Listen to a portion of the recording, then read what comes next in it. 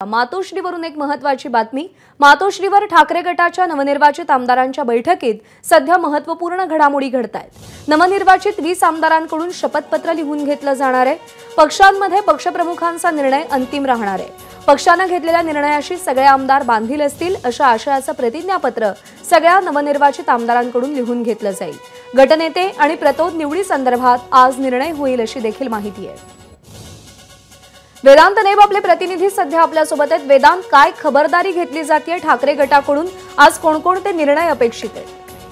प्रज्ञा, ज्या प्रकारे आपण बघितलं पक्षफुटीचा अनुभव शिवसेना पक्षाला आहे आणि त्यामुळे ठाकरेंची शिवसेना विशेष खबरदारी घेते, ज्यामध्ये पक्षांतर्गत जे काही निर्णय पक्षप्रमुख घेतील तो निर्णय सर्व आमदारांसाठी बांधील असणार आहे। त्यासोबतच गटनेता आणि निवडी संदर्भात सुद्धा आजच्या बैठकीत निर्णय घेतला जाणार आहे।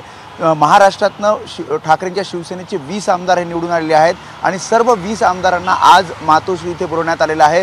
उद्धव ठाकरे काही मार्गदर्शन, काही सूचना सुद्धा या सगळ्या आमदारांना करणार आहेत। सोबतच जो विधानसभा निवडणुकीचा निकाल लागलेला आहे त्यामध्ये जे काही अनेक भागांमध्ये जे अपयश आलं त्याची कारणं सुद्धा या आमदारांकडून समजून घेणार आहेत। सोबतच महत्त्वाचं की प्रतिज्ञापत्र हे सर्व आमदारांकडून लिहून घेतले जातीलच, त्यांची मान्यता घेतली जाईलच आणि यामध्ये महत्त्वाचं म्हणजे प्रतोद आणि गटनेता निवडण्यासंदर्भात सुद्धा आजच्या बैठकीत निर्णय घेतला जाऊ शकतो, ज्यामध्ये प्रामुख्यानं आदित्य ठाकरे, भास्कर जाधव आणि सुनील प्रभू या 3 नेत्यांची त्या 3 आमदारांची नावं याचा विचार केला जाईल आणि या संदर्भात सुद्धा विचार आजच्या या बैठकीमध्ये केला जाईल। त्यामुळे प्रामुख्यानं एकतर ठाकरेंच्या शिवसेनेकडून विशेष खबरदारी घेतली जाते आणि दुसरीकडे प्रतिज्ञापत्र लिहिण्यासोबतच गटनेता आणि प्रतोद पदासंदर्भात सुद्धा आजच्या या नवनिर्वाचित आमदारांच्या बैठकीत निर्णय घेतला जाईल।